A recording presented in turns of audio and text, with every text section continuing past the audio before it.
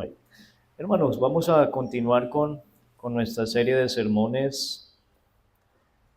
Esta vez seguimos con la serie de sermones sobre la vida cristiana, pero hermanos, vamos a hacer énfasis entonces por un tiempo sobre el pecado remanente que iniciamos hace 8 días. Entonces, todo esto incumbe en la vida de un cristiano, hermanos.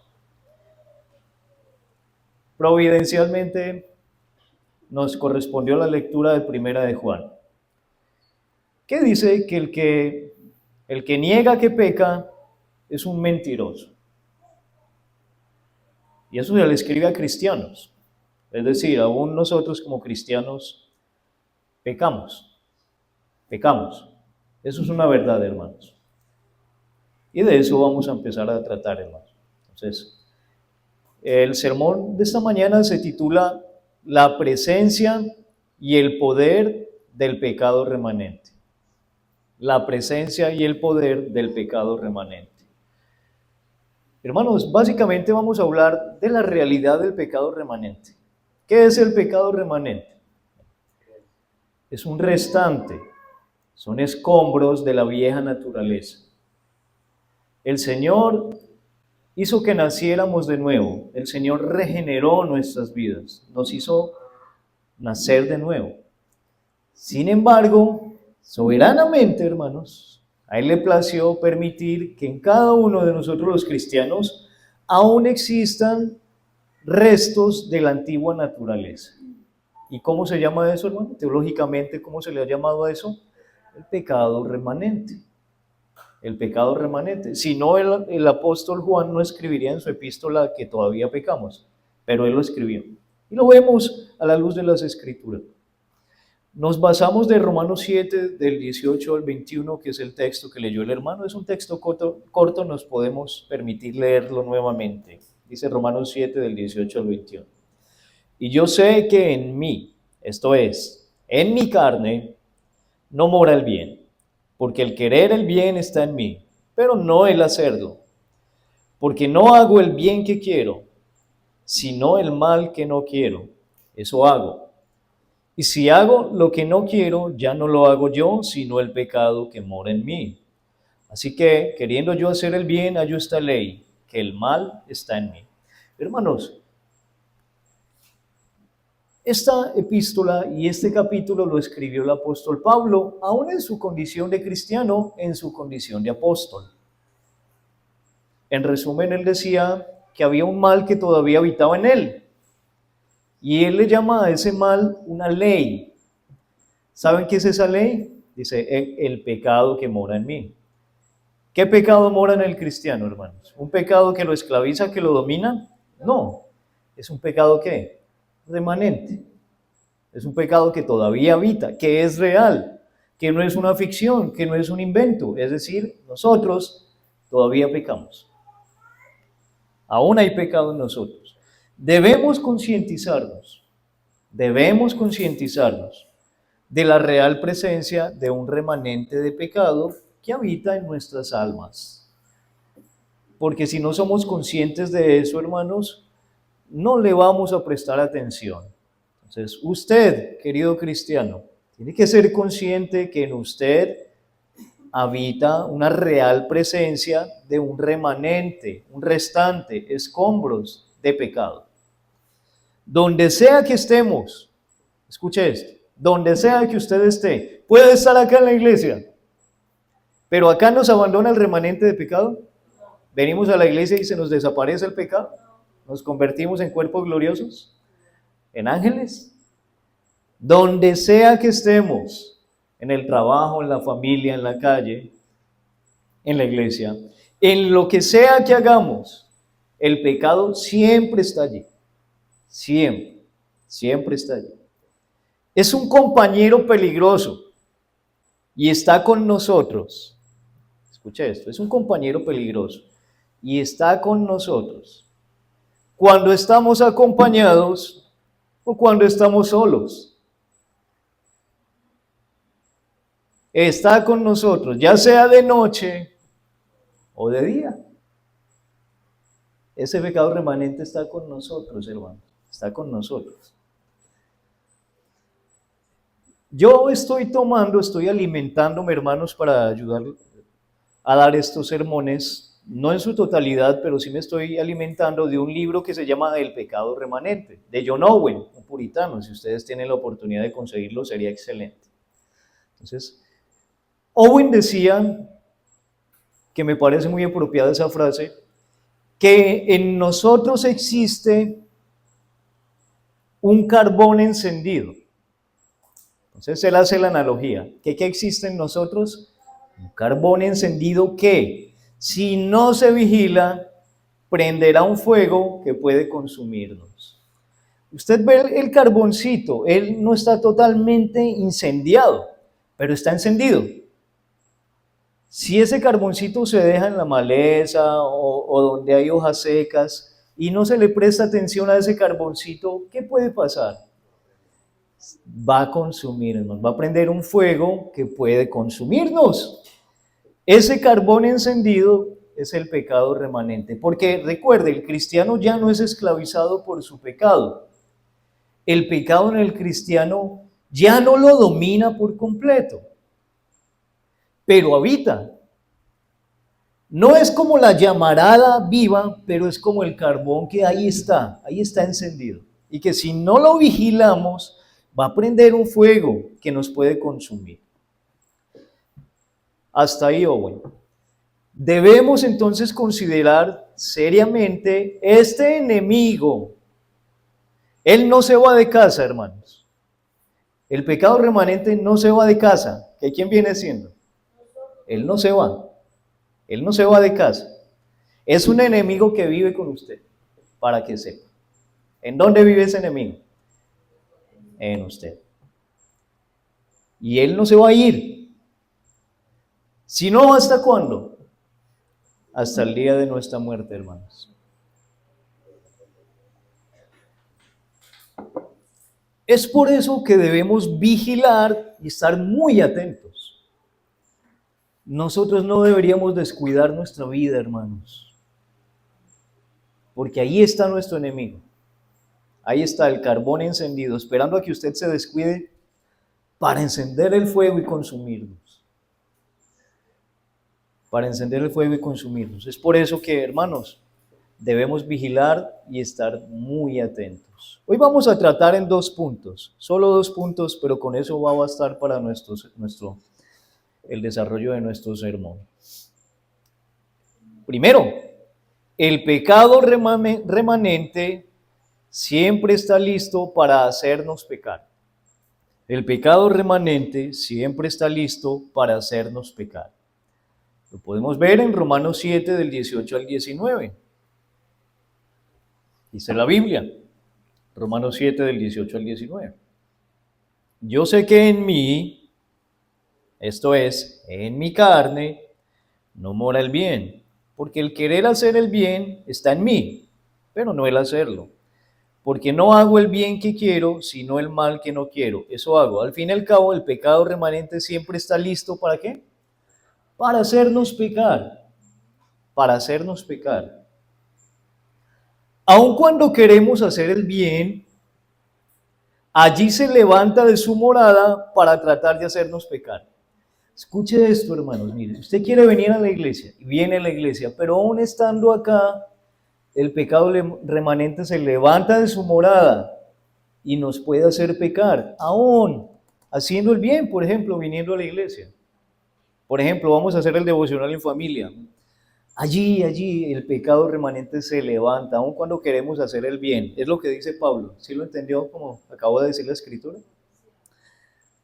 Queremos hacer el bien, pero allí se levanta de su morada el pecado remanente para tratar de hacernos pecar. A veces, cuando deseamos ser librados de él, con mayor fervor, justo allí, con mayor violencia, se pondrá sobre nosotros. Es decir, cuando usted determina, vamos a buscar del Señor, decididamente, vamos a hacer lo justo que Dios nos manda, justo allí, con mayor violencia, se pondrá sobre nosotros. ¿Sí se da cuenta, hermano? Dice Romanos 7:21. Así que, queriendo yo hacer el bien, hallo esta ley. ¿Qué halló Pablo queriendo hacer el bien? Que el mal está en mí. Es la ley del pecado remanente, le llama John Owen. Es una ley. Entonces, hermanos, justo cuando más queremos servir a los propósitos santos, más se levanta a atacarnos el pecado que habita en nosotros. Más se levanta de su morada a hacernos, a tratar de hacernos pecar. Ejemplo, podemos orar, y vamos a orar, oír la palabra predicada, podemos meditar, podemos ofrendar, nos podemos dar a algún medio de gracia, podemos hacer justicia, podemos resistir las tentaciones, pero ¿saben qué? Aún allí, este molesto morador se pondrá en mayor o en menor medida sobre nosotros. Es una noticia, hermanos. Podemos darnos a la oración, al oír la palabra predicada. Ustedes son testigos de eso, hermanos. Porque a muchos justamente, y no es coincidencia, les agarra el sueño apenas empiezan la predicación. ¿O por qué empiezan a pensar en lo que dejaron sin hacer, o en sus afanes, o en su trabajo? ¿Por qué creen? Eso no es casualidad. Pues claro, porque nos estamos dando a las cosas santas, y aún allí en esas cosas santas, nuestro pecado remanente se levanta.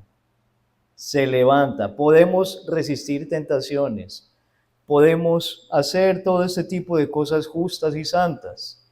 Pero aún allí ese molesto morador que habitará en nosotros hasta que muramos, se va a poner en mayor o en menor medida sobre nosotros.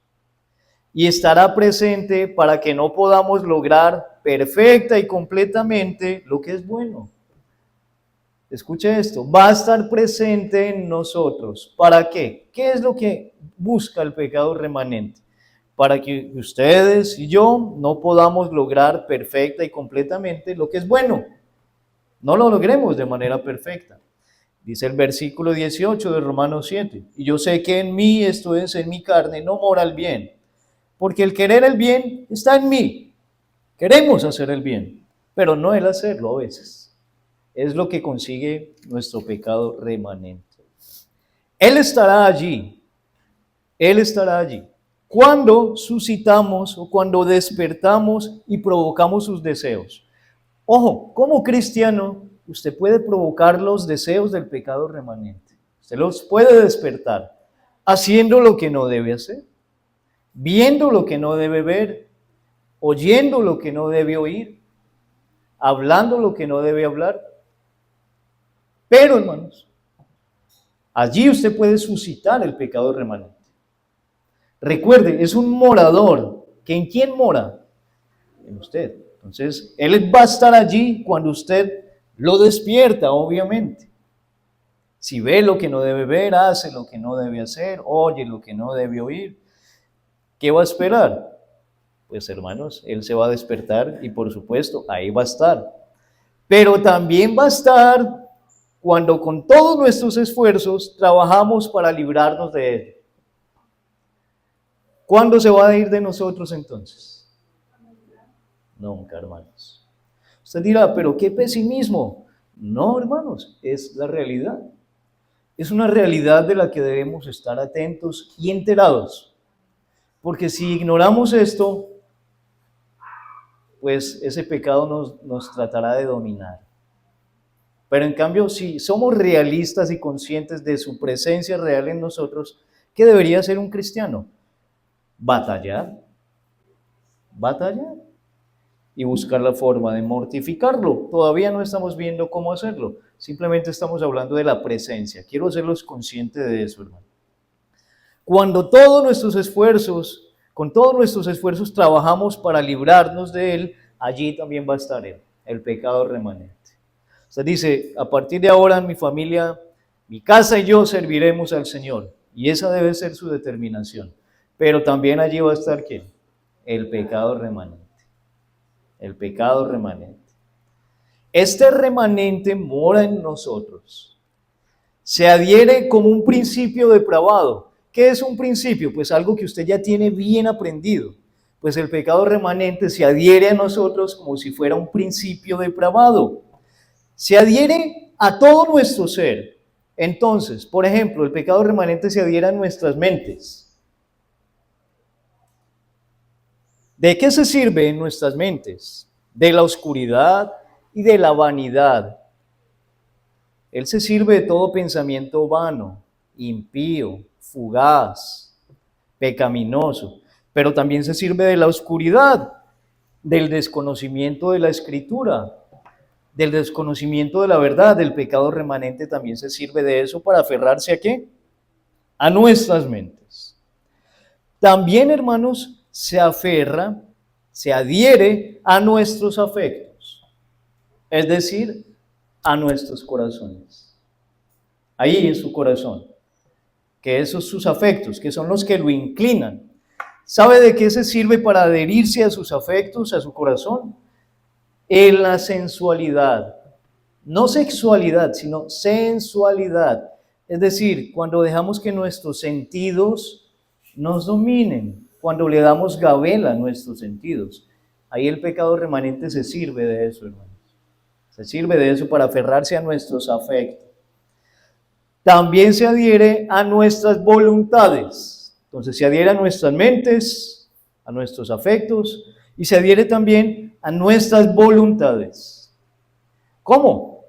Pues hermanos, en un odio y en una aversión a lo que es bueno. ¿Sabe qué es una aversión, cierto? No versión, sino aversión.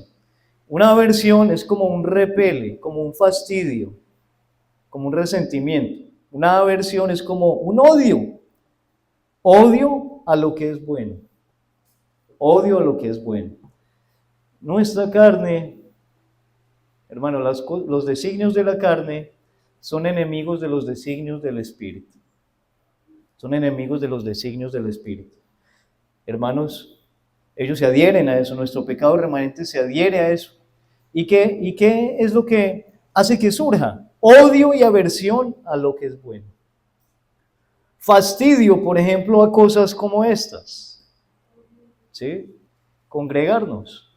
¿Es bueno congregarnos? Dice la Biblia, miren cuán bueno y cuán delicioso es habitar los hermanos. O sea que esto es bueno. ¿Qué hace el pecado remanente? Sin que nos demos cuenta, genera aversión a eso que es bueno. Fastidio. Es solo un ejemplo. A muchas otras cosas que son buenas, justas delante de Dios, el pecado remanente se adhiere generando odio y aversión a todo eso. Todas estas cosas se ponen continuamente sobre nosotros, sobre nosotros. No estoy hablando de gente de afuera, de incrédulos, estoy hablando de cristianos, de nosotros. Todas estas cosas se ponen continuamente sobre nosotros. ¿Cómo lo hacen?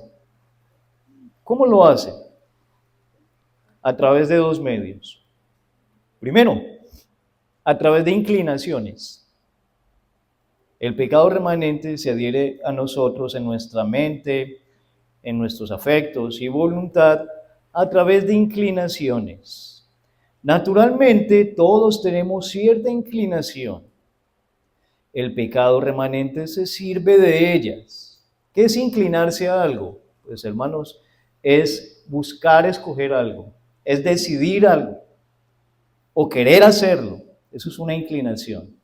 ¿Qué es lo que usted tiene en su corazón? ¿Qué quiere hacer? ¿Cuáles son sus inclinaciones?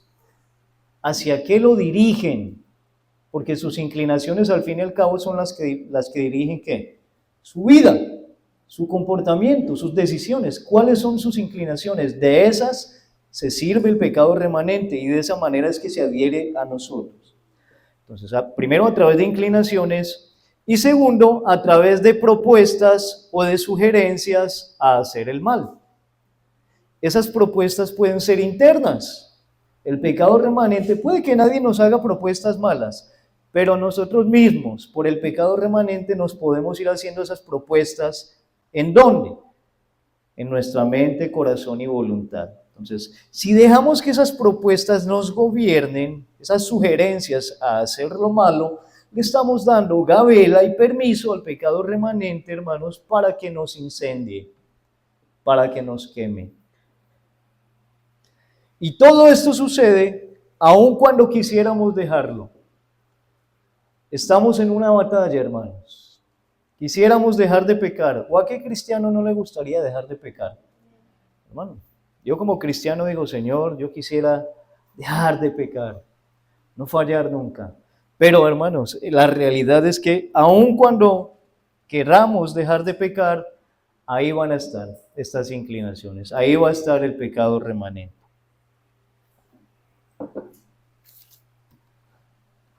Entonces, tiene que quedar muy claro, hermanos. El pecado remanente siempre va a estar listo para tratar de hacernos pecar. Piense por un momento en su vida, porque esto se aplica para cada uno. No es para el vecino, para el que está al lado suyo, para usted, así como yo lo aplico a mí. Piense por un momento, hermano. ¿Está siendo descuidado? ¿Está descuidando su vida espiritual? Si animosamente buscamos al Señor y nos damos a las cosas santas y aún así hay una batalla, ¿cuánto más habrá, hermanos, si nos dejamos enfriar nuestra vida espiritual? Si nos descuidamos. Allí sí que el pecado remanente va a estar vigente. Va a estar vigente. Va a estar bien presente. Y nos va a engañar muchas veces. Hermanos, Satanás se sirve del pecado remanente para alejar a las personas del Señor. Porque es paulatina, la caída es paulatina. La caída es paulatina. No es que de la noche a la mañana caímos. Eso viene gestándose ¿desde dónde? Desde adentro. Viene gestándose. Y no diga, caí de repente. No, la caída es paulatina. Porque nos hemos descuidado. Nos hemos descuidado, hermano. Tenemos que entender esto. Yo quiero que usted sea consciente de que el pecado remanente siempre está listo para tratar de hacernos pecar. Siempre. Si nosotros dormimos, el pecado que habita en nosotros no duerme. Escuche esto. Si dormimos, el pecado que habita en nosotros no duerme. ¿Cómo se da usted cuenta? Porque hasta soñando pecamos. ¿Se ha visto? Usted dice, uy, qué sueño más terrible. ¿De dónde surge eso, hermano? Pues si usted duerme, su pecado no. Es por eso que no podemos descuidarnos. Segundo punto. Ya vimos el primero, ¿sí? Que el pecado remanente siempre está listo para tratar de hacernos pecar. Segundo, la oscuridad del pecado remanente se percibe en la luz que hay en el cristiano. La oscuridad del pecado remanente se percibe en la luz que hay en el cristiano.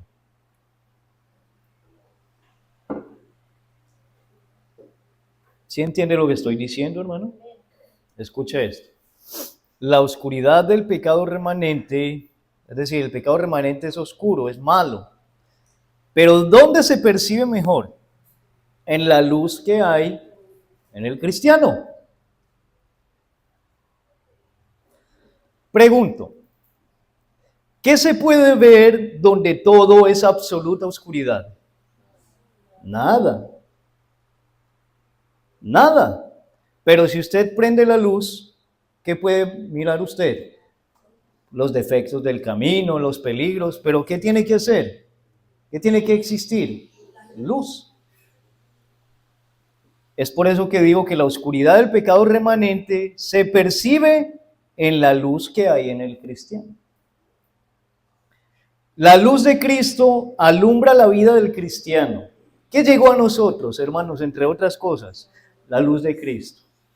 ¿Andábamos en qué, dice la Biblia? En tinieblas. ¿Y qué vino a nosotros? La luz de Cristo. Y uno cree que la luz de Cristo es simplemente para quitarnos absolutamente todo pecado. Resulta que en un sentido el Señor nos justificó, pero soberanamente quedó en nosotros remanente de pecado. ¿Qué hace la luz de Cristo al llegar al cristiano? Le ilumina. ¿Y de qué se da cuenta el cristiano? Que no es perfecto, que todavía habita en el ¿qué? Pecado. ¿Qué es lo que hace que podamos ver ese pecado? La luz de Cristo, hermanos. Esa misma luz de Cristo es la que hace que nosotros veamos el pecado. Es esa misma luz la que nos permite ver el pecado remanente. Si alguien cree que no está en pecado, si alguien cree que no peca, es porque anda ¿cómo? En tinieblas. Porque el que está en tinieblas es el que ¿qué? El que no puede ver. Pero cuando se prende la luz, ahí se ven las imperfecciones. Dice, uy, por acá estaba yo. Pues ahí está la luz de Cristo. Es por eso que un cristiano dice, Señor, yo todavía peco. Ayúdame, Señor. ¿Quién le ilumina eso, hermanos? La luz de Cristo. La luz de Cristo. Quienes no ven pecado en sí mismos es porque son toda oscuridad. Son toda oscuridad. Entonces usted se cree bueno, usted cree que no, realmente yo soy una persona buena. Sí, yo no tengo necesidad de esas cosas, de ir a la iglesia, no tengo necesidad de arrepentimiento, ¿de qué? Yo no he hecho nada malo. Pues quienes no ven pecado en sí mismos es porque son toda oscuridad. Y por eso no pueden verlo. Están en la oscuridad. En cambio, aún nosotros, como cristianos, encontramos que hay una batalla. Hay una batalla real. Si usted no tiene esa batalla, usted no está en la luz. Solo el que está en la luz puede ver que peca y por eso hay una batalla interna. Todo cristiano tiene una batalla interna. Lo mismo tenía Pablo y era el apóstol que estuvo en el tercer cielo. Pero ¿qué dice la Biblia? Que tenía una batalla interna. Hermanos, esa batalla se manifiesta en nuestras mentes. Analice si en verdad esa batalla está en usted, en nuestras mentes. Porque en nuestras mentes hay una lucha contra la ignorancia, la oscuridad, la vanidad, la necedad, la locura. Tantas cosas que vienen por nuestra mente, hermanos. Pero un cristiano no deja que todas estas cosas se adhieran de raíz, ¿en dónde? En sus pensamientos. Tenemos una batalla contra la oscuridad, la necedad, la locura, la ignorancia. Todo eso nos ataca constantemente en nuestros pensamientos. La vanidad de esta vida, hermanos, el querer tener más y que sea lo único de lo que nos preocupemos, todo eso ataca la mente nuestra. Pero debe haber una batalla en nuestra mente. También, hermanos, como cristianos encontramos que hay una batalla en la voluntad de nosotros. En la voluntad. Al fin y al cabo, la voluntad, hermanos, es la que nos termina diciendo qué decisión tomar. Una batalla en nuestra voluntad porque batallamos, hermanos, luchamos contra la terquedad, contra las raíces de obstinación. Usted sabe que eso es malo y sin embargo lo hace. O batalla por hacerlo. Pues ahí en la voluntad del cristiano tiene que haber una lucha, hermanos. No debemos ceder ni a la terquedad ni a la obstinación, pero hay una lucha. Siempre vamos a tener esa lucha, hasta el último de nuestros días acá en la tierra. Pero no debemos dejar que estas cosas nos venzan. Pero yo les estoy haciendo, hermanos, les estoy abriendo los ojos para que entiendan la realidad de su alma. Y si la entienden, ¿qué creen que va a pasar? Pues nos vamos a sacudir y no nos vamos a descuidar y vamos a decir, tenemos que hacer algo, hay que tomar una decisión. porque nos estamos dejando enfriar, nos estamos permitiendo que el pecado tome cierto control. También en el cristiano hay una batalla en el corazón o en los afectos, porque hay una lucha con inclinaciones hacia el mundo y hacia las cosas de esta tierra, de esta vida. Hay una batalla, hermano, con las cosas de esta vida. Una batalla. Hay tentaciones contra este mundo y contra lo que nuestro corazón a veces trata de inclinarse. Nuestro corazón se trata de inclinar a veces a cosas malas, a querer solo las cosas de esta vida. Hay una batalla, hermanos, porque nuestro corazón a veces es propenso a todo tipo de impurezas. Abra los ojos. Entonces, hay una batalla en su corazón, porque nuestro corazón es propenso a todo tipo de impurezas. En cambio, el incrédulo, el impío, el que está en la oscuridad, está bajo el total dominio de la oscuridad, valga la redundancia. No cree que haya pecado en sus vidas, el incrédulo. No cree que haya pecado, porque no lo ve. Él no lo ve. Porque esa oscuridad los gobierna. Los gobierna. Entonces, colóquese usted en cuál de estos dos papeles. Si usted es cristiano o es incrédulo. Usted no sabe, usted cree que está bien porque no ve ningún pecado. Justamente eso es una evidencia de que está en la oscuridad. Y que ese pecado, esa oscuridad lo está gobernando. La oscuridad no descubrirá nada. ¿Qué va a descubrir la oscuridad? Nada, porque es oscuridad.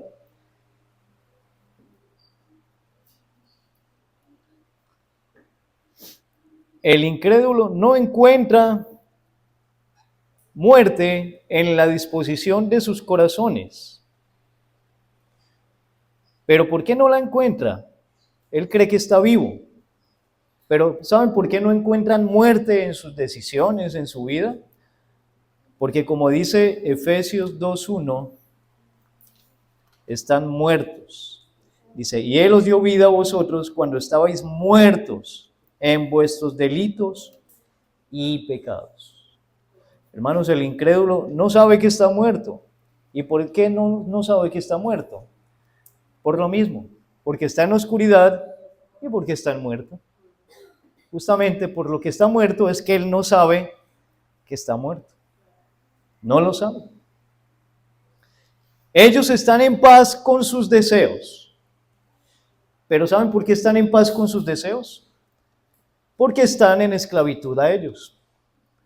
Porque el incrédulo siente paz, entre comillas, siente paz consigo mismo, tranquilidad. ¿Sabe por qué? Porque él está siendo esclavo de sus deseos. Y al ser esclavo de sus deseos, él cree que está siendo libre y que tiene paz. Pero en verdad lo que está evidenciando es que está muerto y que es esclavo. ¿Sí nota la diferencia, hermanos? Porque está en oscuridad. ¿Sí nota la diferencia entre el creyente y el incrédulo? En cambio, el cristiano habita en la luz de Cristo. La luz de Cristo habita en él, más bien. Y por eso es que él puede ver que hay una batalla, que hay una lucha, que todavía habita un pecado en él, que falla, que peca todavía. ¿Cuál es el deber del cristiano, mis hermanos? El deber del cristiano es descubrir y encontrar el poder del pecado remanente en su vida. Usted tiene un deber, y es descubrir y encontrar el poder del pecado remanente en su vida. Usted tiene que hacerse a esa labor. No se puede dormir. Tiene que descubrir y encontrar el poder del pecado remanente en su vida. Oiga, no le estoy diciendo que usted se martirice a diario contando sus pecados. Uy, tantos pecados, porque eso le puede convertir en legalista.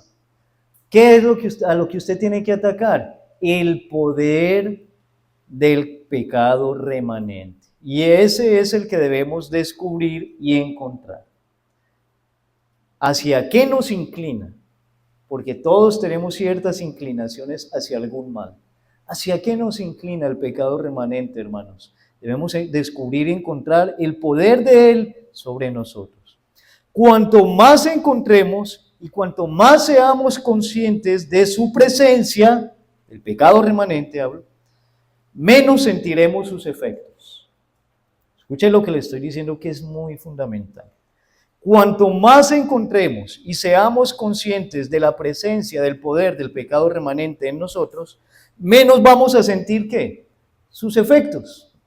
Pero mientras más adormilados estemos y más descuidados, más vamos a sentir sus efectos. ¿Sí se da cuenta, hermanos, cómo es el asunto? Entonces, si más lo encontramos y más somos conscientes, menos vamos a sentir ¿qué? Sus efectos. Sus efectos. Les voy a poner un ejemplo. Tener una enfermedad silenciosa. Por ejemplo, si sabían que el cáncer al principio no da muchas señales, al principio puede estar adormecido, u otra enfermedad, ¿sí? Está una enfermedad silenciosa que no da síntomas. ¿Qué puede pasar si yo no descubro esa enfermedad? Pues ¿saben qué puede pasar? Que esa enfermedad, si yo no la evidencio a tiempo, ya va a ser muy tarde. Y la voy a descubrir ya cuando estoy a punto de morir por esa enfermedad. Así es el pecado remanente, hermanos. Es como tener una enfermedad silenciosa y no descubrirla a tiempo. El pecado remanente está ahí. Si usted no lo descubre, es posible que nos haga daño. Es posible que nos enfríe. Otro ejemplo. Es como tener un fuego ardiendo escondido en nuestra casa. Por cualquier motivo, no sé, algo se prendió en la casa, pero nosotros no nos damos cuenta. Está en el garaje, en una habitación, y es un fuego ardiendo. ¿Qué pasa si no nos damos cuenta de que hay un fuego en la casa? Pues, hermanos, que ese fuego, aunque sea una llama pequeña, se va a empezar a prender, hasta que la casa entera se incendia. Hace poco tiempo, hace unos meses, en un edificio de Neiva, se incendió casi todo un apartamento. ¿De dónde empezó el incendio? De un cargador que estaba conectado. Una pequeña chispa. Y seguro empezó con un fuego pequeño que si alguien se hubiera dado cuenta, pues facilito lo hubieran controlado. Pero no, nadie se dio cuenta y se consumió varios electrodomésticos y casi toda la casa. Pecado remanente es así, hermanos. Es un fuego del que si no lo descubrimos, si no nos damos cuenta, puede incendiar nuestra vida. La puede incendiar. Mientras más descubramos la presencia de esto en nosotros, más lo aborreceremos. Escuche esto. Mientras más seamos conscientes y más descubramos la presencia del pecado en nosotros, más lo vamos a ¿qué? A aborrecer. Y usted se le abren los ojos por la luz de Cristo y usted dice, qué terrible este pecado. Aborrezco esto. Y usted lo trabaja y lo trata de mortificar, porque usted lo descubrió. Pero si usted no sabe de eso, no es consciente, no es vigilante, ese pecado va a seguir ahí. Mientras más lo descubramos, más descubramos la presencia de eso, más lo vamos a aborrecer y más será nuestro fervor por la gracia de Dios. Claro, porque digo, Señor, ¿cómo es que me amas y me salvas y me ves justo, yo pecando todavía? Pero si usted no se da cuenta de ese pecado, de su pecado remanente, usted ni siquiera va a tener un fervor por la gracia de Dios que le ama a pesar de. Y usted no lo va a aborrecer porque no sabe de qué es lo que tiene que aborrecer. Sea consciente entonces que usted tiene que vigilar, que despertar de su adormecimiento espiritual. Tiene que descubrir la presencia del pecado remanente en usted para que lo pueda aborrecer y para que pueda tener más fervor por la gracia de Dios. Y para que pueda ser más vigilante. Si a mí se me meten a mi casa a robar, yo no voy a seguir durmiendo de la misma manera. O por lo menos tengo que tomar ciertas medidas. Y uno me robaron, se metieron por la ventana, pues tengo que cambiar algo en la ventana, una reja más angosta o un candado, no sé, lo que sea. Pero si a usted no se le meten o le roban y ni cuenta se da, ¿usted qué va a hacer? Nada. Es por eso que no podemos dormir, hermanos. Tenemos que ser vigilantes en la vida cristiana. En cambio, la ignorancia de eso, la ignorancia de que el pecado remanente está en nosotros, va a engendrar insensatez, va a engendrar descuido, va a engendrar pereza. Eso es lo que hace la ignorancia de la presencia del pecado remanente en el cristiano. Va a engendrar en nosotros, ¿qué? Insensatez, descuido, pereza, orgullo. Claro, porque usted no está viendo nada malo. Usted dice, necesito estar metido por allá o no necesito hacer tantas cosas así. Orgullo. Tenemos que considerar la presencia del pecado remanente en nosotros. Tenemos que considerarlo. Ojo, y no estoy avalando para que alguien diga, pues al fin y al cabo tenemos el pecado remanente, pues pequemos. ¿Quién piensa así, hermanos? Los incrédulos. Un cristiano ve que lo que habita en él es un remanente de pecado, no el pecado que lo gobierna, sino un remanente de pecado que aún está en él. Pero cuando yo como cristiano veo que ese pecado está en mí, ¿qué tengo que hacer, hermano? Batallar, ser vigilante, hermano. Aborrecer ese pecado, aborrecerlo. Eso tiene que hacer un cristiano, aborrecerlo, no acariciarlo ni contemplarlo, hermanos. No puede contemplar el pecado ni en sus hijos, menos en usted. Menos en usted. No podemos contemplar la presencia del pecado. Pero si lo desconocemos, ¿cómo lo vamos a atacar? Es indispensable entonces, hermanos, que abramos nuestros ojos y estemos atentos. Es allí donde dice la Escritura que el diablo anda como león rugiente buscando a quien devorar. Ya él no tiene poder para dominarnos, pero hermanos, se sirve de algo para hacerle daño al cristiano, y es de la presencia de ¿qué? Del pecado remanente. ¿Cómo andan los leones rugientes buscando a quien devorar? ¿Usted los ve haciendo ruido? ¿Escándalo que todos los animalitos por ahí se enteren que está el león? No, hermano, ellos se agazapan. Ellos, mientras menos ruido hagan, mejor. Y apenas ven a su presa descuidada. ¿Cómo tiene que estar su presa? Descuidada, ahí le mandan el zarpazo en el cuello. Y ya nada que hacer. Pues ese es Satanás, hermano. Él anda como león rugiente, agazapado, buscando a cuál de los cristianos puede hacerle daño, sirviéndose de lo que en nosotros habita, que es el remanente de pecado que todavía nos queda. Nuestro principal enemigo, diría yo, hermanos, me atrevería a decir, es lo que habita en nosotros. Bien lo dijo Pablo, miserable de mí, ¿quién me librará de este cuerpo de muerte? Gracias a Dios, ¿por quién? Por Jesucristo, que Él es el que nos libra de nuestro cuerpo de muerte. Pero mientras tanto, hermanos, es que aún estando acá, el pecado remanente nos persigue, hermanos. Él no se va a ir. Escucha esto. Por eso es que nunca en su vida se puede descuidar. ¿Cuándo se va a ir el pecado remanente de nosotros? El día que muramos. El día que muramos. Ese día se va. Porque estaremos con el Señor para siempre y allá ya no habrá pecado, ni luchas, ni batallas, ni enfermedades. Pero si se da cuenta que usted hasta acá en la iglesia tiene malos pensamientos, llega la pereza, el descuido, las malas palabras, o viene acá el día del Señor y viene a hablar de lo mismo que hacen todas las semanas, sus negocios y trabajo. ¿Por qué será eso, hermano? Pues porque no se ha dado cuenta que ahí está el pecado remanente. ¿Sí?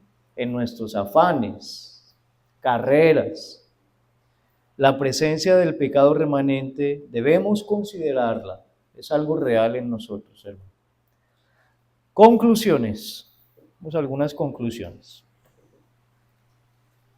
Primera, vigilemos y estemos muy atentos. Vigilemos y estemos muy atentos.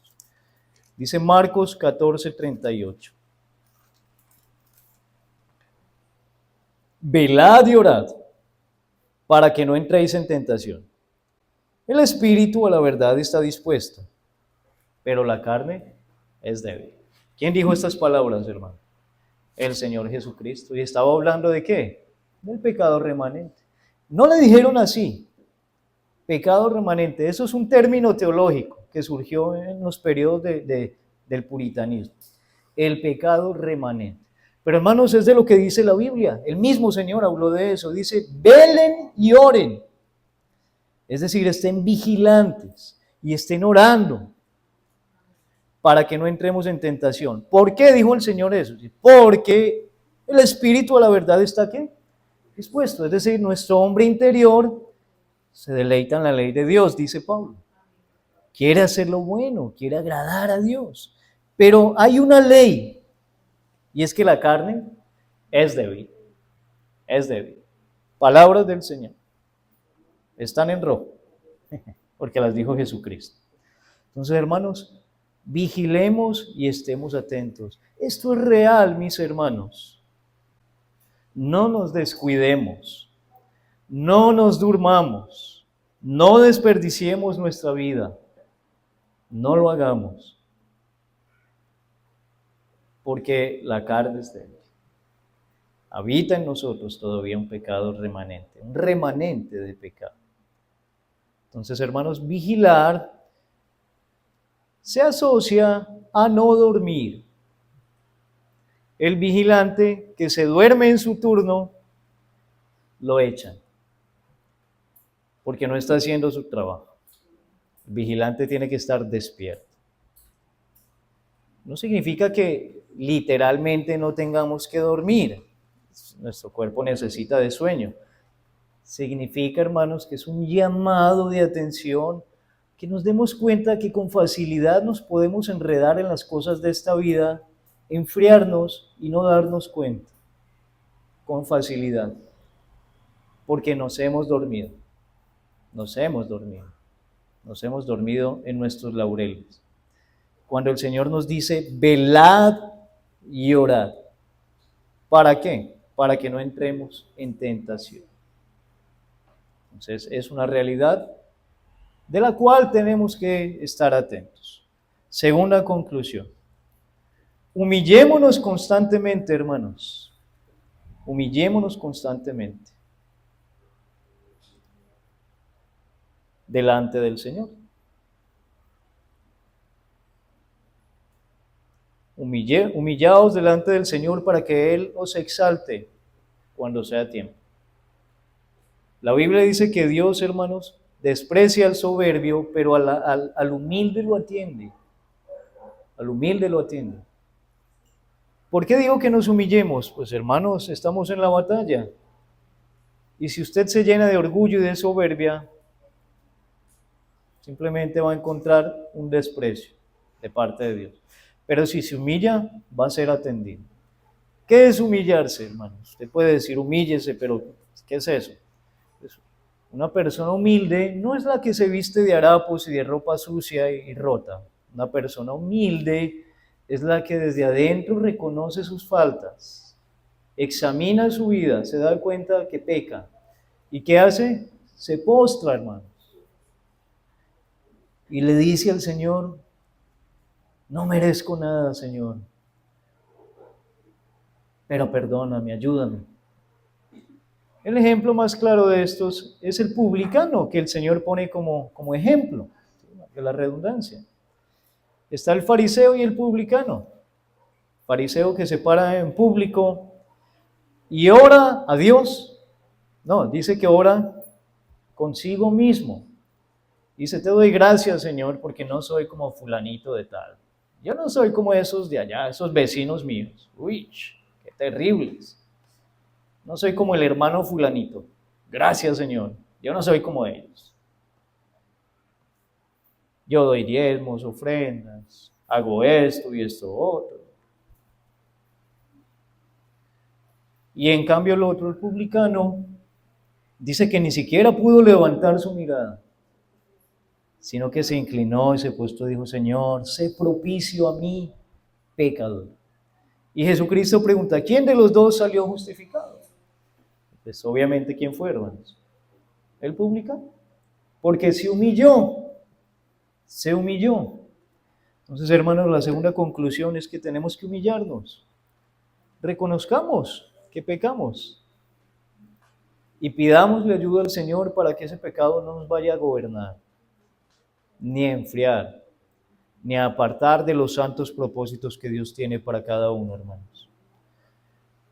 Y que le quede claro esto, el pecado remanente es una realidad. Lo leímos en 1 de Juan capítulo 1. El que dice que no peca es que mentiroso. Entonces reconozcámoslo, hermanos, y busquemos al Señor en humildad, en humillación. Amén. Oremos, hermanos, para terminar esta mañana.